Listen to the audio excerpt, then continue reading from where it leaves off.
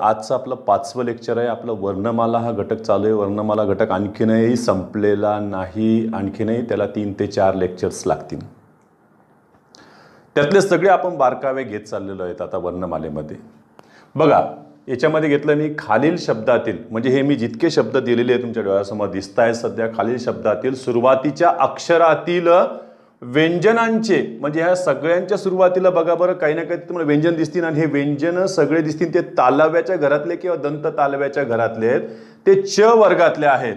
तुम्ही जर लक्ष दिलं तर त्याच्याकडे बघा हे च, च, छ, ज, झ ह्या घरातले आहेत.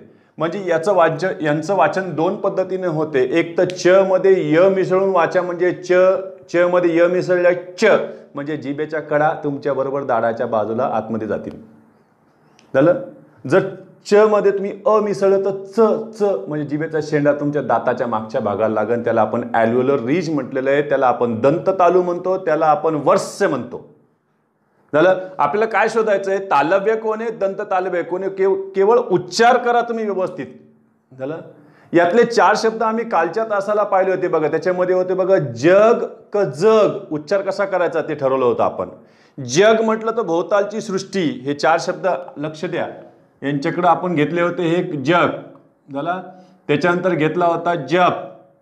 त्याच्यानंतर घेतला होता आपण जरा आणि एक शेवटचा घेतला होता चाप. हे शब्द आपण बाजूला ठेवलेले आहेत. हे कालच आपण कालच्या तासाला घेतले. ज्यांचा कोणाचा कालचा पिरियड मिस झाला असेल त्यांच्यासाठी मी तो रेकॉर्डेड व्हिडिओ टाकेल आज आपल्या ग्रुपवर. तर प्लीज तुम्ही व्हॉट्सअप ग्रुपला जॉईन करा. माझा नंबर बघा 9422237296 942222237296 या नंबरवर तुम्ही काय करा, मला तुमचं नाव पाठवा, जेणेकरून मी तुम्हाला ती लिंक पाठवत जाईन. त्याचे यूट्यूबवर मी जे टाकलेलं असतं पण ते अनलिस्ट केलेले आहे, ते तुम्हाला सापडणार नाही आहे. उगाच चॅनलला माझ्या जॉईन करू नका तुम्ही. त्याला काही मिळणार नाही चॅनलला जॉईन करून. बघा पुढे याच्यामध्ये या आधीचं आपण हे 4 तुम्ही पाहून घेतले असतीलच. त्याच्यामध्ये जग क जग, जप क जप, जरा क जरा, चाप क चाप. त्याचा उच्चार दोन्ही पद्धतीने होऊ शकतो. ते 4 शब्द. आता बघा बरं याच्यामध्ये याचं वाचन जर केलं तर याच्यामध्ये य मिसळलंय का वाचनामध्ये? बघा तर मिसळलेलं आहे. वाचनामध्ये मिसळलेलं आहे. आपल्याला लिहिण्यात लिहायचं नाही आहे ते. चक्र बघा, चक्र म्हणजे च मध्ये य मिसळले, म्हणजे याचं उगमस्थान काय होईल? तालव्य. मी फक्त ता लिहिणार आहे इथं शॉर्ट फॉर्म मध्ये. झालं. इथं चाक नाही येते, चाक चाक चाक. जिभेचा शेंडा समोर आलाय बघा, म्हणजे याला आपण दंत तालव्य म्हणून शॉर्टकट मध्ये दंता. झालं. याला चंद्र क चंद्र, चंद्र म्हणजे हा कोण झाला? तालव्य. आणि हा कोण झाला? चांदोबा. चा चा जिभेचा शेंडा समोर आला, चांदोबा. चांदोबा नाही, चांदोबा नाही, चांदोबा झाला. हा झाला दंत तालव्य. हा काय झालाय? सॉरी, जामात. काय झाला हा शब्द? जामात. मग जामात सुद्धा तुम्ही य सहित उच्चारायला लागलेत, म्हणजे हा झाला तालव्य. तर जामातला हे झाला संस्कृत शब्द, हा झाला याच्यातला मराठी अर्थ. याचा अर्थ असा समजू नका की सगळेच इकडे संस्कृत आहेत आणि इकडे त्यांचे मराठी अर्थ आहे, असं काही ताळमेळ नाही कोणामध्ये सुद्धा. झाला. हा झाला जामात, तर हा झाला जावई दंत तालव्य. इकडे जंगली क जंगली उच्चार करताना जंगली, तर काही ठिकाणी जंगली देखील उच्चार करू शकतात, पण जंगली हा जर घेतला तर तालव्य.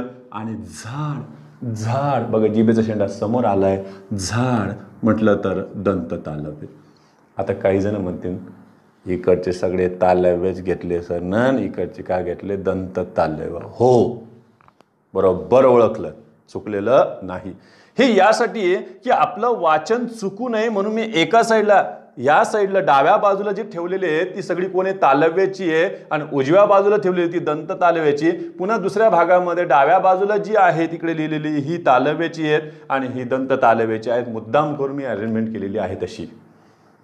कारण मी प्रत्येक ठिकाणी ते मी वाचून दाखवणार नाही किंवा लिहून दाखवणार नाहीये. झालं. वाटलं तर आपण बरोबर वाचत बघा. याला च हा कच्चा हा बघा, चहा एक साईडच वाचून काढू आपण. बघा बरं सगळ्यामध्ये य मिश्रित वाचतोय का आपण? बघा, चहा, जानवी.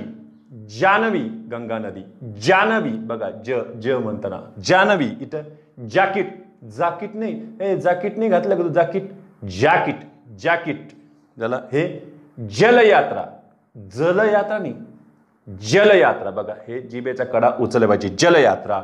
जन्म, जन्म. चर्या, चर्या इकडे पाहता.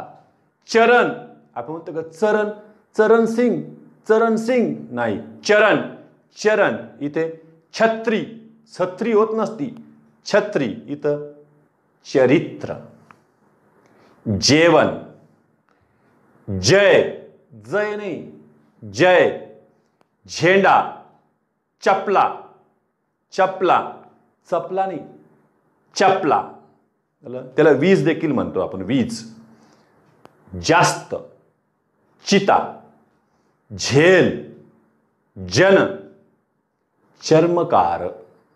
चर्मकार हा संस्कृत शब्द, त्याचा लगेच मराठीत चांभार बघा. चर्मकार, चांभार, जिभेचा शेंडा समोर आला. आता यांचं तुम्ही देखील वाचन केले तर लक्षात येईल की अरे तुम्ही दंत तालव्य म्हणजेच तुमचं दंत तालू ह्या भागाकडे जिभेचा शेंडा जातो, दाताच्या नंतरचा भाग, वरच्या दाताच्या नंतरचा भाग बघा. चाक, चांदोबा, जावई, झाड, जहाज, चमचा.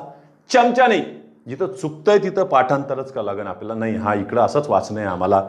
चमचा, चमचा झालं. मी देखील वाचताना कधी कधी माझं पण चुकतंय बघा, झालं. शेवटी मराठवाड्याचा त्याचा प्रभाव आहेच त्याला, कारण इथं हिंदी भाषेचा प्रभाव जास्त असल्या कारणानं तिथं चमचा असं म्हणायची पद्धती, पण खरं आहे चमचा झालं. तुम्ही जर बघितलं की पुण्याचा जो भाग आहे आणि विदर्भाचा जो भाग आहे, इथं स्पष्टीकरण, इथं उच्चार थोडेफार व्यवस्थित होत आहे, तिथं चमचाच झालं. इव्हन माझी मिसेस सुद्धा व्यवस्थित उच्चार करते विदर्भातलीच, चमचा. आणि मी मात्र मराठवाड्यात चमचा, चमचा, कारण बालपण इकडेच गेलंय आमचं, जरी विदर्भातले असलो तरी. पहा इथं झाडणी, जळू, जळू नाही जळू, जळू, जळू, लीच म्हणतो आपण त्याला. जमात, चवदार, चटक, जमाव. इथं काय आलंय, चाकर, चाकर. चारा, चोच, चावडी, झोप, झड, चौकट, झेप, जवळ, सांभार. तर याला तुम्ही काय करा, आणखीन वाचन करा आणि पुस्तकामध्ये आणखीन काही शब्द एक्स्ट्रा दिलेले आहेत का, अतिरिक्त जर शब्द असतील तर ती शब्द तुम्ही लिहून काढा. तर एवढा स्क्रीनशॉट काढा. याच्या पुढे आपण खालील शब्द परसवर्णाने कसे लिहायचे, परसवर्ण कसे वापरायचे ते आपण शिकणार आहोत.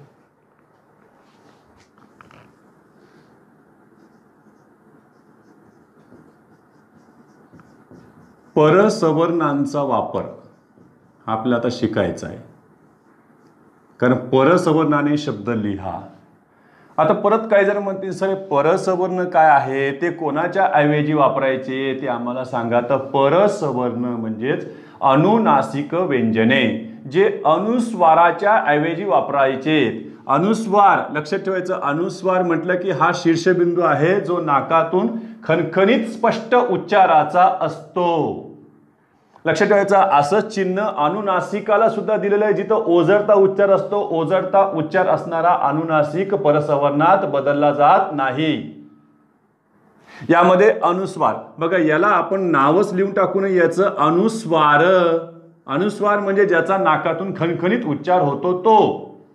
जसं बघा याला वाचताना काय वाचलं तुम्ही, का वाचणार आहे की नाही वाचणार, याला वाचणार त्याला घंटा. बघा आता नाक दाबून बघा, घंटा म्हणता येत नाही, हवा नाकामध्ये दाबल्या चालली त्याला. म्हणजे याचा अर्थ हा दिलेला शीर्षबिंदू 100% कोण आहे, अनुस्वार आहे. आणि याचा आपल्याला रूपांतर कशात करता येईल, परसवर्णामध्ये करता येईल झालं. मग आता तुम्ही म्हणता की हे अनुस्वाराच्या ऐवजी वापरायचे कोण, तर अनुस्वाराच्या ऐवजी जे येणार आहे त्यांना आपण अनुनासिक व्यंजन वर्ण. अनुनासिक व्यंजन वर्ण कोण, तर आपले 5 वर्ग आहे बघा, क, च, ट, त, प. ह्या 5 वर्गातील अंतिम म्हणजे पंचम म्हणजेच अंतिम स्थानचा जो काही अनुनासिक व्यंजन वर्ण असतो तो त्यांच्या ऐवजी वापरायचा असतो. चला मग यांच्यामध्ये बघा बरं, क वर्गामध्ये कोण आहे, ङ आहे. च वर्गामध्ये कोण आहे, ञ आहे. त्याच्यानंतर ट वर्गामध्ये कोण आहे, न आहे. आलं न. आणि त्याच्यानंतर त वर्गामध्ये कोण आहे, हे नळाचं न आहे. आणि पुढे आलेलं हे प वर्गातलं कोण आहे, म आहे न आणि म झाले. हे अनुस्वाराच्या ऐवजी आपल्याला हे वापरायचे, म्हणजे हे झाले त्याच्यातले परसवर्ण. सर वापरायचं कसं, एखादं उदाहरण घेऊ आपण, उदाहरण लिहिल्यावर त्याचं स्पष्टीकरण लिहू, त्याच्यानंतर आणखी उदाहरणं घेऊ, त्याला कोणी अपवाद आहे का ते सुद्धा पाहू. झालं. बघा यांच्यामध्ये मी एक शब्द लिहिलाय सध्या, वाचा. काय झाला हा, संत. बघा बरं, नाक दाबून म्हणता येतं का संत, तर म्हणता येत नाही, म्हणजे याचा अर्थ 100% तो अनुस्वार आहे. झालं. बघा आता ह्या अनुस्वार जो आहे तो मागाहून स्वर झालेला आहे, म्हणजे याची जर तुम्ही फोड केली, याच्यातला प्रत्येक वर्ण जर तुम्ही बाजूला काढला तर लक्षात येईल की याचं स्थान कुठं आहे. बघा याच्यामध्ये स ह्या व्यंजन वर्णामध्ये कोण आहे, अ आहे, आणि अच्या नंतर स्थान कोणाचं आहे, अनुस्वाराचं आहे. आणि अनुस्वारच्या पुढे कोण आलेलं आहे बघा बरं, परत त आहे, आणि त मध्ये कोण मिसळलेलं आहे, अ. आता याचा संबंध कोणाशी लावायचा, यांच्याशी लावायचा नाहीये. तो म्हणतो की आमच्या पुढे कोण आहे, तो बघा अनुस्वाराच्या पुढे येणाऱ्या स्पर्श व्यंजनाच्या वर्गातील पंचम स्थानचा अनुनासिक व्यंजन वर्ण अनुस्वाराच्या ऐवजी वापरावा. काय म्हणते, काय कॅसेट वाजवली सरनं, परत एकदा वाजवा, परत एकदा वाजवतो. झालं. बघा अनुस्वाराच्या व्यंजन आहे की नाही ते चेक करायचं. स्पर्श व्यंजन आपले लक्षात ठेवायचं, 5 वर्ग आहे, 5 वर्गातले 5 5 2 असे 25 आहेत. झालं. स्पर्श व्यंजन आहे की नाही, आहे. बघा बरं, अनुस्वाराच्या पुढे येणारा हा स्पर्श व्यंजन आहे. स्पर्श व्यंजन हा कोणत्या वर्गातला आहे ते पण गृहीत धरायचा की हा त वर्गातला आहे. कोणत्या वर्गातला आहे, त वर्गातला आहे. मग त वर्गातला आपल्याला 5व्या स्थानचा घ्यायचा आहे. कोणाच्या ऐवजी, ह्या अनुस्वाराच्या ऐवजी त्याला घेतलेलं आहे बघा आपण, त थ द ध न. तसं आहे बघा, याचा उच्चार करताना पण जिभेचा शेंडा दातालाच लागतो, त्याच्यामुळे याच्यासाठी सुद्धा त्याच्याच घरातला आपल्याला काय पाहिजे, अनुनासिक व्यंजन वर्ण पाहिजे. आता यांचं लिखाण करा, म्हणजे ह्या अनुस्वाराच्या ऐवजी याला वापरा, तर तुम्ही कसं लिहिणार त्याला, असे. काही महाभाग असे असतात की एवढं लिहून सुद्धा त्याच्या डोक्यावर सुद्धा परत टिंब लावायचं कमी करत नाही. मला सांगा, हे दोघं एका ठिकाणी कसे नांदणार. झालं. काढा याला, एकच वापर करा. एक तर तुम्ही अनुस्वाराचा वापर करा किंवा अनुस्वाराच्या ऐवजी परसवर्णाचा वापर करा.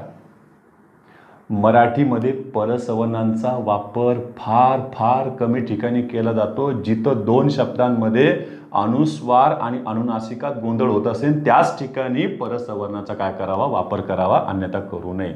खास करून संस्कृतातून आलेले जितके शब्द मराठीत आहेत त्यामध्ये परसवर्णाचा वापर जास्त केला जातो. संस्कृतात जास्त वापर आहे परसवर्णांचा, मराठीत फार कमी आहे. झालं. मग आपण हे काय बोललो होतो सरनी, हे लिहून द्यावे. बघा यासाठी काय केलं आम्ही, अनुस्वारापुढे येणाऱ्या स्पर्श व्यंजनाच्या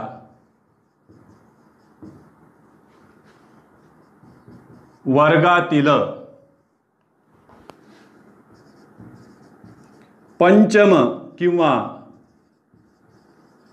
शेवटच्या स्थानाचा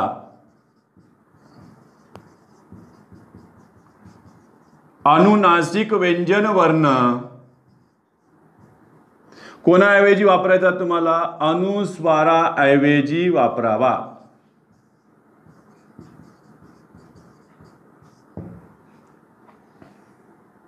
म्हणजेच अनुस्वाराच्या ऐवजी हा पंचम स्थानचा जर अनुनासिक व्यंजन वर्ण वापरला तर त्याला आपण म्हणतो परसवर्णाचा वापर झालाय. झालं. आता यासाठी काही उदाहरणं पाहूया. एक मी 4-5 उदाहरणं करून दाखवेल तुम्हाला. झालं. बघा यामध्ये मी घेतलं एक,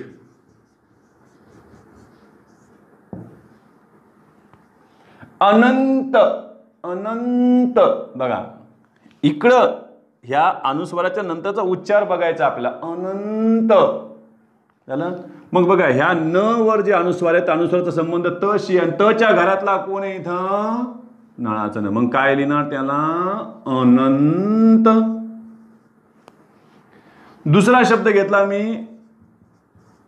वाचलं की लक्षात येईल, वाचतानाच कळतं बघा ते, उनबरठा असं म्हणतो का आपण त्याला, उनबरठाने येते, उमबरठा, उंबरठा, उंबरठा. बघा म म्हणताना होटाला होट लागले, कारण उ वर अनुस्वार आहे, अनुस्वाराच्या पुढे येणारा ब ब हा प वर्गातील बघा, प फ ब भ म. ब पासून 5व्या स्थानचं नाही मोजायचं आम्हाला. ब कोणाच्या वर्गातला आहे? प वर्गातला. प वर्गातला 5वा कोण आहे? त्याच्यातला म हा इथं म झालं. मग त्याला वापरलं बघा बरं, हे झालं उंबरठा. हे अनुनासिक व्यंजन वापरलं, इथं वापरलंय, लक्षात ठेवायचं. याला म्हणतो आपण परसवर्णांचा वापर केलाय. मराठीमध्ये प्रत्येक ठिकाणी असं वापरून दाखवायची गरज नाहीये, कारण आपल्याला नाकातून निघणं लगेच कळतो स्पष्ट खणखणी उच्चार.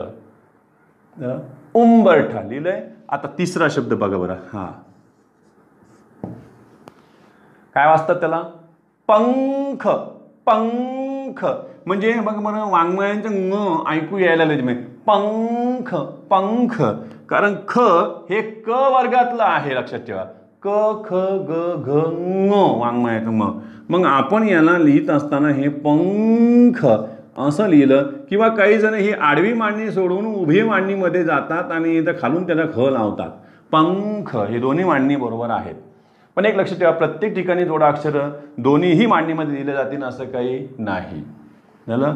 पंख हा जे मध्ये आलाय. चौथा शब्द आहे बघा, हा आत्ताच लिहिला होता आपण, घंटा. घंटा बघा, न न म्हणताना जिभेचा शेंडा तुमचा जो आहे तो मूर्धन्याच्या दिशेने चाललेला आहे, कारण अनुस्वाराच्या पुढे ट हे मूर्धन्यमधले ट ठ ड ढ न. एक लक्षात ठेवायचं, आमचं असं क्रॉस कनेक्शन राहणार आहे इथं. ज्याच्या डोक्यावर बसला त्याच्या घरातला नाही वापरायचा आहे आम्हाला, नाही तर बस ज्याच्या डोक्यावर बसला त्याच्याच घरातला वापर झाला, सगळा गोंधळ सुरू. मग घंटा कसं लिहायचं? असं घंटा लिहायचंय का? नाही. मग ते म्हणतील सर मग असं घंटा लिहायचं का? नाही. मग सर हे असं घंटा लिहायचं का? नाही. मग ते म्हणतील सर असं घंटा लिहायचं का? नाही. मग घंटा कसा लिहायचं? तर हे घंटा असं परीक्षेमध्ये ते 3-3, 4-4 पद्धतीनं तुम्हाला लिहून दाखवतील, त्यातले एकच कोणते तरी बरोबर राहील. चला मग खरं कोण याच्यामध्ये? हे घंटा करेक्ट आहे. पुढे आणखीन आपण बघतोय बघा, मी समजा 5वा शब्द घेतलाय, वाचा. काय वाचता याला? श्रीलंका. श्रीलंका. परत तेच आलं, वाङ्मयाचं ङ आलंय. मग वाङ्मयाचं ङ आलंय तर काय झालंय? हे श्रीलंका. नाही तर लडका नका वाचू त्याला, ङ आहे ते. पुढे आला 6वा शब्द घेतला मी, पंकज. पर अनुस्वार आहे बघा. पंकज म्हणजे कमळ. पंक म्हणजे चिखल, चिखलात जन्मणारे ते कोण? कमळ. त्यालाच आपण जलज म्हणतो, त्यालाच आपण नीरज म्हणतो, त्यालाच आपण अब्ज म्हणतो, त्यालाच आपण अंबुज म्हणतो, त्यालाच सरोज म्हणतो, सरसीज म्हणतो. मला असे समानार्थी शब्दांचे देखील मी काही व्हिडिओ माझ्या यूट्यूब चॅनलवर टाकलेले आहेत. देशमुख करिअर अकॅडमी, अजय देशमुख नावाचं एक चॅनल आहे. त्याच्यावर तुम्ही जा, वाचन करा. एका शब्दाला अनेक शब्द कसे असू शकतात, समानार्थाची शब्द. हे शिकत असताना सिमल्टेनियसली आपण ते पण केलं पाहिजे, कारण भरपूर आहे. आपल्याला म्हटलं तर 4 महिने 6 महिने सुद्धा मराठी विषयाला पुरणार नाही तुम्हाला. आपला देखील अभ्यास आपण चालूच ठेवायचा आहे. पंकज. मग पंकज मध्ये बघ बरं, हे अनुस्वाराच्या पुढे क आलेले, याचा अर्थ तुम्हाला परत वाङ्मयाचं ङ घेऊन घ्यायचं आहे, ते पंकज झालं. पंकज. मी ड चा ङ चा पाय मोडलेला आहे, कारण तो पूर्ण उच्चाराचा मराठीत सापडत नाही. सुरुवातीचे हे 3 आहेत, हे पूर्ण उच्चारामध्ये मराठीत नाहीत, ते जोडाक्षरामध्ये तुम्हाला दिसतील. चल पुढे 7वा शब्द घेतला, हा वाचला तर लक्षात येईल, नंदिनी. नंदिनी. नंदिनी. मग नंदिनी मध्ये काय? सर अनुस्वाराच्या पुढे द आलेले आहे, म्हणून आम्ही त्या द ला काय जोडलेले आहे? मग बरं कसं ते नंदिनी झालं. बघा 8वा शब्द घेतला मी, चंचल. चंचल. आता काय म्हणजे चंचल लिहायचं कसं झालं ना? मग हे चंचल लिहिण्यासाठी बघा बरं, चं. आता हे च आणि ञ त्याच्या आधी घ्यायचं. ञ म्हणजे कोणतं? ञ च वर्गातलं हे ञ. ञ कसं घ्यायचं? अरे ते असं घ्यायचं आणि त्याच्या खालून च लावायचं. ही झाली उभ्या मांडणीमध्ये वापरलेलं आहे. कारण त्याला आडव्या मांडणीमध्ये जर काही जण लिहित बसले तर त्याला ते हे अंश आणि मग याचा पाय मोडून मग त्याला असं चल लावावं लागेल झालं. नाही तर काही जण कार्यक्रम करतील याचा दंड घ्या याचा आणि चचा एक करा असा कार्यक्रम करा, तसं करता येणार नाही, हे चुकलेलं आहे. मग एक तर उभ्या मांडणीमध्ये काय करा, खालून चचा आधा चंचल. संत आपण घेतलेला आहे आत्ताच, त्याला संत घेतला वरच. त्याच्यानंतर आणखी पुढचा जो शब्द पाहिला तर तो म्हणजे पितांबर. कसं लिहायचं सर पितांबर? अनुस्वार कोणावर आहे? तावर आहे. पण ताचा अनुस्वार असून अनुस्वार ताला तर काही फायदा देणार नाही. ताच्या पुढे कोण आहे बघा, म. परत म. अरे सर ब आलं, ब म्हणजे म येणार. पितांबर, पितांबर हे का उंबरठा, बिलकुल तसंच येईल. मग काय येईल ते पितांबर. याच सारखे शब्द आणखीन तुम्ही घेता पुढे याला वाचा. काय वाचता? उंट, उंट. बघा बाणाचं न आलंय. टच्या घरातलं कोण आहे आपल्याकडं? उंट, उंट त्याच्यामध्ये आलेले आहेत. तर एवढा स्क्रीनशॉट काढून घ्या तुम्ही.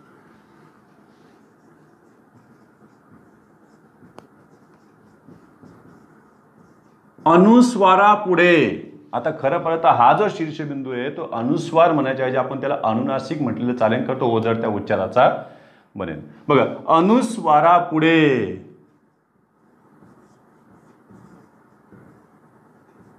स्पर्श व्यंजनाशिवाय म्हणजे यांना सोडून, बघा स्पर्श व्यंजनांना सोडून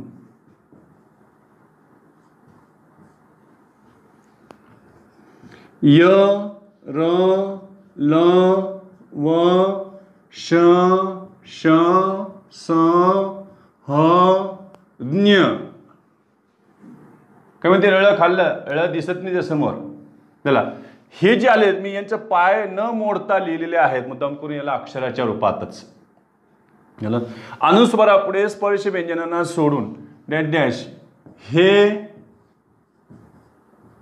व्यंजनाक्षर आल्यास आता काय करायचंय? त्या अनुस्वाराचा तो तर ओझरत्या उच्चाराचाच होऊन जाईल, कारण आता त्याला परसवर्णात रूपांतरित होता येत नाही. कारण परसवर्णात रूपांतरित व्हायचं असेल तर अनुस्वाराच्या पुढे स्पर्श व्यंजन येणे आवश्यक आहे. इथं स्पर्श व्यंजन आलेलं नाही, कारण हे जर पाहिले तर हे झाले अर्धस्वर, हे झाले उष्मे, हे झालं महाप्राण आणि हे तर तुमचं कोणतं झालं? विशेष संयुक्त व्यंजनातून तयार झालं व्यंजनाक्षर. हे जर आले तर काय करायचं यांच्यामध्ये? सर्वात पहिले बघा अनुस्वार कायम राहतो म्हणजे त्याचं रूपांतर परसवर्णात करायचं नाही. मग उच्चारासाठी काय करायचंय? बघा बरं मी इथं लिहिलंय केवळ उच्चारात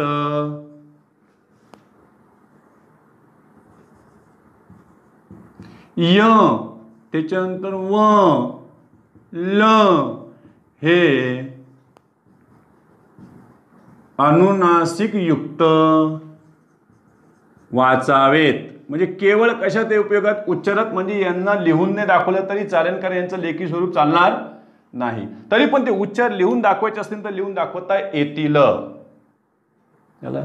मग आता यांच्यामध्ये कोण आलेत बघा बरं. सर्वात पहिला घेतला याला वाचा. काय वाचता? सर शीर्षबिंदू आहे ना याच्यात? आहे. मग त्याला खणखणीत वाचता का? संयम असं वाचणार नाही आपण. संयम, संयम, संयम. ओझरता चाललेला आहे तो. म्हणजे याचं वाचन जर करायचं असतं तर हे तुम्ही असं करणार आणि हा अनुस्वार दिला काय नाही दिला काय सारखा त्याच्यामध्ये. संयम. दुसरा एक शब्द आहे बघा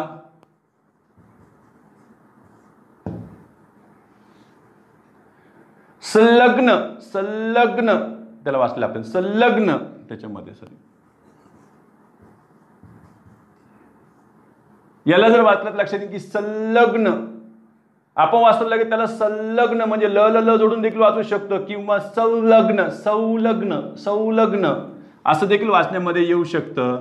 म्हणजे तुम्ही ल ला ल जोडून ते वाचलं तर हे असं झालं, किंवा तुम्ही जर व अनुनासिक युक्त जर वाचलं तर ते तुम्हाला आढळेल असं संलग्न. एका ठिकाणी तुम्हाला य वापरले गेलेले आहेत, एका ठिकाणी तुम्ही ल किंवा काय वापरलंय व वापरलं आहे. आता हा जर घेतला तर तुम्ही कसं वाचणार याला? संसार का संसार? संसार बघा वाचण्यामध्ये व येते. संसार संसार म्हणजे याचं वाचन करत असताना हे हे असं झालेलं आहे संसार. आणखी घेतला मी इथं बघा हा घेतला संशय का संशय? सौ बघा हे खालचं होट दातात दिशेनं चाललं बघा. संशय संशय संशय म्हणजे यांच्या वाचण्यामध्ये हे आलं संशय. संश्लेषण संश्लेषण ते पण तसंच वाचणार. इतकंच नाही आपण यालाही कसं वाचणार? सिंह का सिंह? सिंह बघा उच्चारामध्ये व ऐकू येतंय. सिंह हे फक्त उच्चारासाठी मी लिहून दाखवतोय यांना. सिंह. पुढे घेतला मी अंश का अंश? आपण त्याला वाचलंय अंश. पुढे आणखी घेतलं बघा मांस का मांस? मांस का मांस? मांस मांस. चला म्हणजे यामध्ये सुद्धा वस तुम्हाला आढळतंय. झालं. याला वाचा आता काय? कंस. कंस आहे का कंस आहे? कंस म्हणजे यामध्ये सुद्धा तुमचं व वाचण्यात आलेलं आहे. हे फक्त आम्ही उच्चारासाठी लिहून दाखवलेले आहेत. झालं. म्हणजे यासारखे आणखीनही शब्द तुम्हाला लिहिते. मग आपल्याला एक कळलं की अरे संयमवाला आपल्याला एक आढळलेला आहे आणि संलग्न हा दोन्ही पद्धतीने चालतो. म्हणजे याच्यामध्ये मी तर म्हणतो की 99% हे जे शब्द आहेत ते व युक्त वाचनामध्ये आलेले आहेत. काही म्हणतील सर यांचं दाखवा ना एखादं. हे बघा ना मग तुम्ही वाचा ना. काय वाचता? संज्ञा. काय वाचलेला? संज्ञा. मग याचं लिखाण तुम्ही करून बघा ना. हे बघा संज्ञा हे वाचनामध्ये दिलेलं आहे त्याच्यामध्ये व झालं संज्ञा. मग आता काही जणांसमोर प्रश्न असा पडला असेल की सर आपण हे जे शीर्षबिंदू आहे याचा खणखणीत उच्चार केला तर अनुस्वार असतो. नाकातून खणखणीत उच्चार केला तर अनुस्वार असतो. त्याच्याऐवजी परसवर्ण वापरता येतात. पण जर यांचा ओझरता उच्चार होत असेल आणि त्यांच्यासमोर जर एखादा स्पर्श व्यंजन येत असेल तर मग त्याचं परसवर्णात रूपांतर करायचं की नाही करायचं? तर नाही करायचं. लक्षात ठेवायचं. म्हणजे हा जो शीर्षबिंदू दिलेला आहे लक्षात ठेवायचं. याचा ओझरता उच्चार असेल. थोडक्यामध्ये काय? अनुनासिक. अनुनासिक कशाला म्हणतो? ज्याचा उच्चार कसा असतो? ओझरता उच्चार असतो तो शीर्षबिंदू. बघा अनुनासिक. अनुनासिका पुढे त्याच्या समोर जरी स्पर्श व्यंजन वर्ण आला तरी अनुनासिकाचे रूपांतर परसवर्णात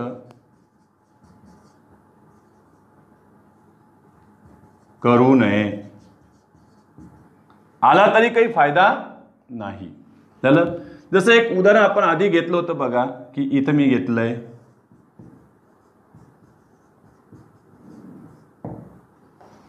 तर याचा उच्चार स्पष्ट होतोय का बघा बरं. तुम्ही असं वाचता का? दोन घरांत. घरांत वाचताय का घरात? घरात. बघा तो शीर्षबिंदू आलेला आहे तो अनुनासिक आहे. त्या कारणाने त्याच्या याच्या पुढे जरी कोण आलेले स्पर्श व्यंजन आला तरी त्याचं न करता येणार नाही. तुम्हाला घरांत करता येणार नाही. ते आहे तसंच लिहावं लागेल. आहे तसंच वाचावं लागेल. नाही तर बस काही नाही दिसलं की कार्यक्रम सुरू. हे असतात. हे चुकीलंय. म्हणून परीक्षेमध्ये काय करतील असे तुम्हाला 3-4 उदाहरणं देतील आणि त्याच्यामध्ये मुद्दाम करून ओझरत्या उच्चाराला सुद्धा एखादा टाकतील आणि बाकीचे तुमचे शीर्षबिंदू जे खणखणीत उच्चाराचे ते देखील टाकतील. मग यातील वेगळा तुम्ही शोधा. यावर देखील प्रश्न पडू शकतात. इतकंच नाही तर तुमचे जे परसवर्ण होते परसवर्णाने लिहिला जाणारा किंवा परसवर्णाने न लिहिला जाणारा शब्द कोणता असं सुद्धा परीक्षेमध्ये विचारतील. त्यामध्ये सुद्धा यांचा समावेश केला जाईल किंवा यांचा समावेश केला जाईल पर्यायामध्ये. ठीक आहे. तर एवढा एक स्क्रीनशॉट काढून घ्या. पुढे आपण आणखी यापुढे आपल्याला आता काय करायचं आहे की एकमेव आपल्याकडे व्यंजन वर्ण असा होता की ज्याला दंड नव्हता, आणि तो दंड नसणारा व्यंजन वर्ण जो कंपित व्यंजन वर्ण नावाने देखील ओळखला जातो, त्या र व्यंजन वर्णाच्या जोडाक्षरात लिहिण्याच्या 4 पद्धती आहेत. त्याच्यावर आपण आता अभ्यास करणार आहोत. त्या 4 पद्धती कोणत्या? त्यामध्ये बघा, आपल्याला अभ्यास करायचा स्पेशल कोणाचा? रचा. र या दंड नसणाऱ्या कंपित व्यंजन वर्णाच्या जोडाक्षरात लिहिण्याच्या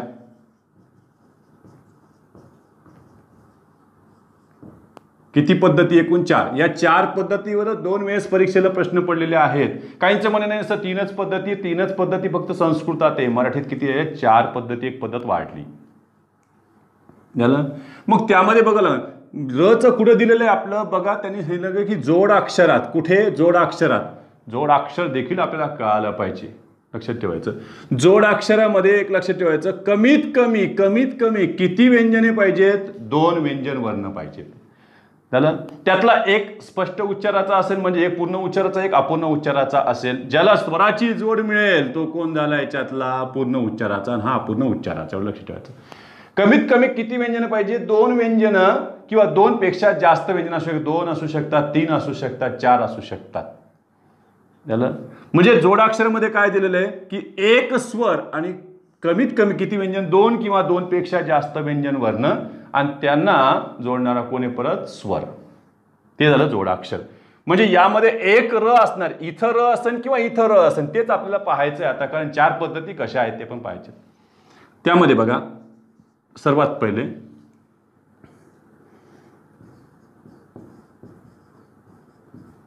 जोडाक्षरामध्ये, कारण व्यंजनानंतर बघा, जोडाक्षरामध्ये व्यंजनानंतर म्हणजे र हे व्यंजन सोडून इतर कोणतंही व्यंजन येईल त्याच्यामध्ये. बघा, जोडाक्षरात व्यंजनानंतर येणारे र हे पूर्ण उच्चाराचे असते.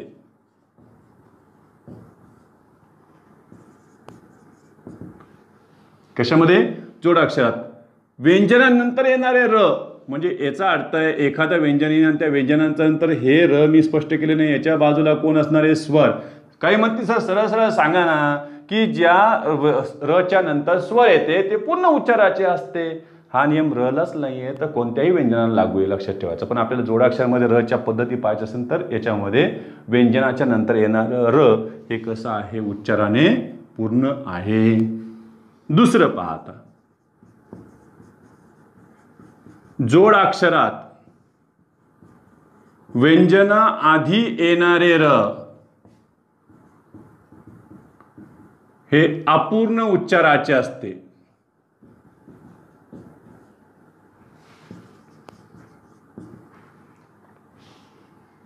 म्हणजे याचा अर्थ हे र आधी आले, त्याच्यानंतर व्यंजन आले.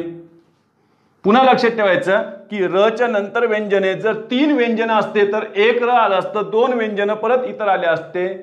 त्याला 4 असते तरी पण र आधी आले असते, नंतर 3 व्यंजन आले असते. हा नियम लक्षात ठेवायचा आहे की सर्वात आधी म्हणजे 2 असो किंवा 2 पेक्षा जास्त व्यंजन असो, सर्वात आधी येणारा कोण असणार? र. आणि र जर आधी आला तर हा अपूर्ण उच्चाराचा असतो. चला, व्यंजनाच्या आणि याच्या पुढे आलेले हे स्वर, ही स्थिती बघा. व्यंजनाच्या आधी येणारं र हे काय असतं? अपूर्ण उच्चाराचे असते. मग याच्या एकूण पद्धती किती आहेत? 4. त्यातलं पहिलं पहा, मी इथं लिहिलंय र. याच्या एकूण 4 पद्धती.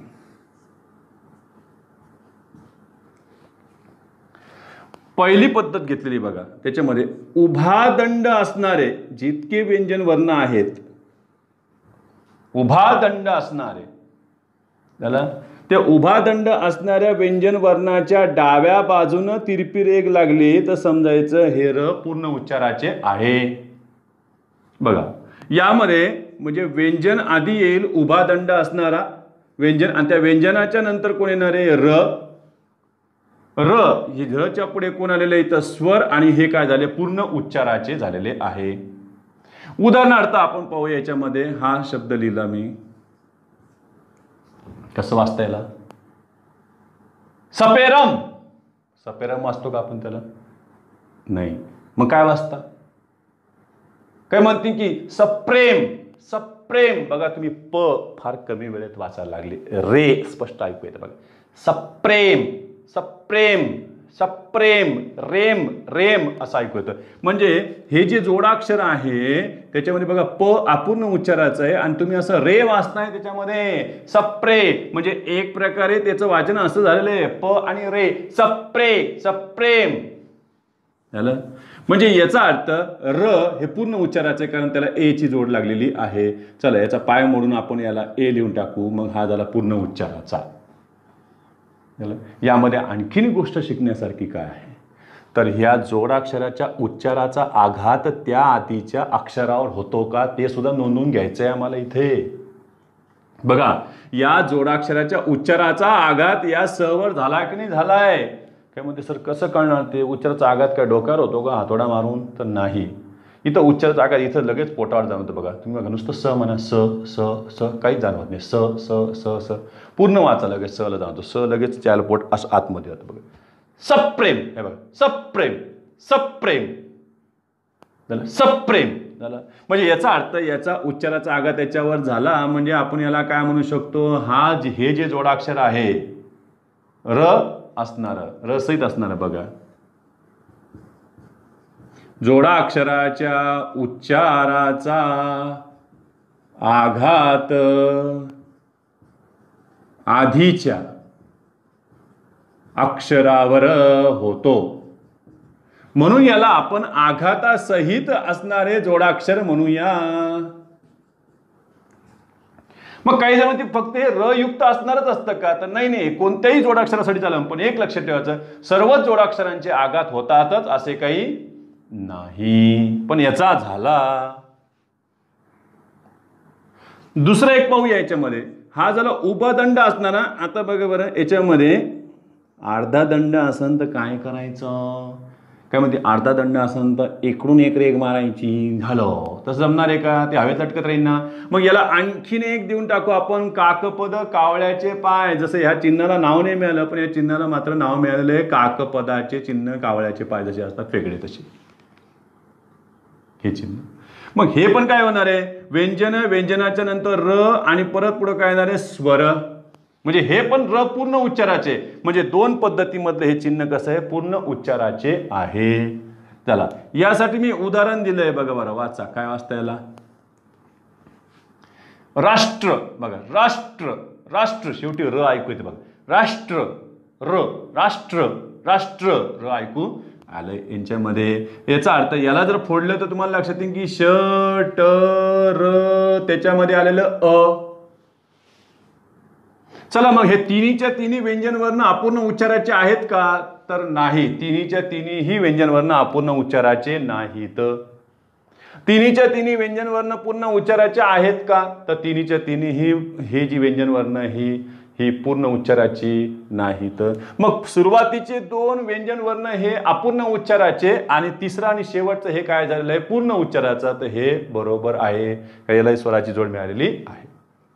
पुन्हा एक लक्ष ठेवायचं की ह्या जोडाक्षराचा आघात त्याच्यावर होतो का?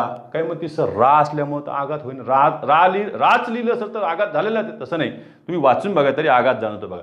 रा रा राष्ट्र राष्ट्र असं पोट आतमध्ये जातं बघा. राष्ट्र राष्ट्र याचा अर्थ आघात झाला म्हणजे आपण ह्या जोडाक्षराला देखील आघातासहित म्हणू शकतो.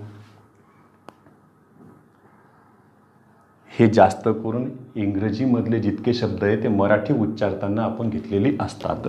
बघा हे लिहिताना याला वाचा, काय वाचते काही जण काय वाचते? ड्रम का डरम? डरम डरम डरम नाही ते ड्रम ड्रम. बघा ते लिहित असताना हे असं असतं drum. Train train train. Strong strong strong. बघा त्यांच्यामध्ये जास्त कोणी चिन्ह वापरले जाते.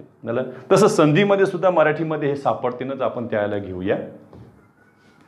हे दोन चिन्ह जे आहे ते र ला पूर्ण उच्चारासाठी वापरलेले आहेत. आता र अपूर्ण उच्चाराचा देखील वापरला जाईल का? तर ते देखील आपण पाहूया. ठीक आहे.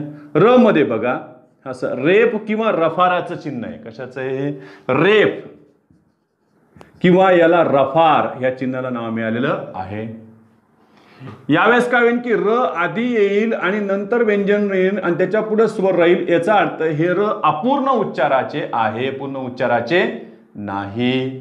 समजा यासाठी एक उदाहरण घेतलेले आपण, वाचा.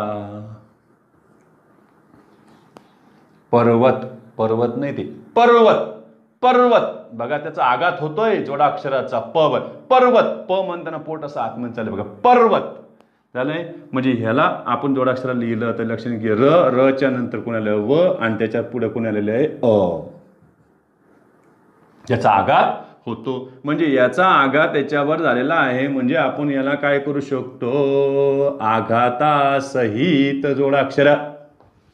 चला, हे शुद्ध लेखनासाठी जास्त पडतायत बघा, कारण हे चिन्ह आपल्याला त्रास देत आहे. समजा आता मी इथं दिलंय बघा,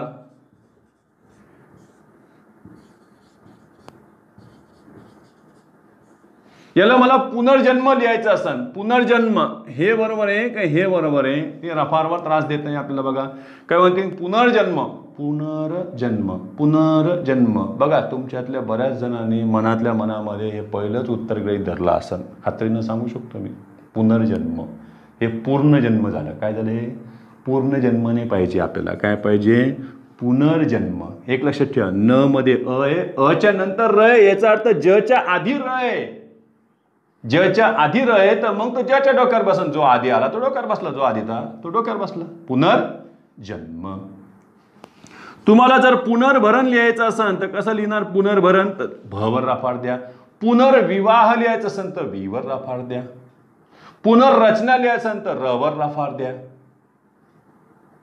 ह्या नियमात त्याच ते एक शब्द तर त्यांनी असा विचारला होता, सांगा याच्यामध्ये कशावर तुम्ही रफाड देणार. काय म्हणते की अरे निर्भर्सना याच्यावर द्या, हेच बरोबर आहे, निर्भर्सना, निर्भर्सना, निर्भर्सना, निर्भर्सना. याचा अर्थ याच्यावर देखील रफार आहे. ह्या दोन ठिकाणी रफार असणारा हा शब्द आहे, हे सुद्धा शुद्ध लेखनात विचारलेलं आहे. आणि आता शेवटचं आपण पाहूया, ते म्हणजे असं चंद्रकोरीसारखं चिन्ह आहे. हे संस्कृतात नाही, मराठीत आहे. झालं, या चिन्हाला देखील नाव नाही. याच्यामध्ये र आधी आहे आणि इतर व्यंजन नंतर येईन, परत स्वर येईन, म्हणजे हे अपूर्ण उच्चाराचे आहे. झालं, लिखाणामध्ये जर बघा आपण बघा ह्याला घेतलंय, वाचा याला, काय वाचता, कुर्हाड, कुर्हाड, कुर्हाड नाही ते कुऱ्हाड, कुऱ्हाड. काय ते कुऱ्हाड. म्हणजे याचा अर्थ याच्या उच्चाराचा आघात आधीच्यावर होत नाही. बघा कुऱ्हाड झालं, म्हणजे याला लिहित असताना आपण या जोडाक्षराला काय, र, र मध्ये ह आणि पुन्हा आलं हे आ. तसं तुम्ही हा एक शब्द लिहा, बघा वाचा, चऱ्हाट, चऱ्हाट, चऱ्हाट. तुम्ही हा एक शब्द वाचा, वऱ्हाड. सूर्य असन तर सूर्या, परी असन तर पर्या. म्हणजे याचा अर्थ यांचे आघात होत नाही. मग हे आघातासहित असणार आहे का आघात रहित आहे, तर हे आघात रहित असणारं जोडाक्षर. परीक्षेला असेच जास्त उदाहरणं विचारतात. वरचे काय झालेले ते आघातासहित आहे आणि शेवटचं काय झालेलं आघात रहित. तर एवढा स्क्रीनशॉट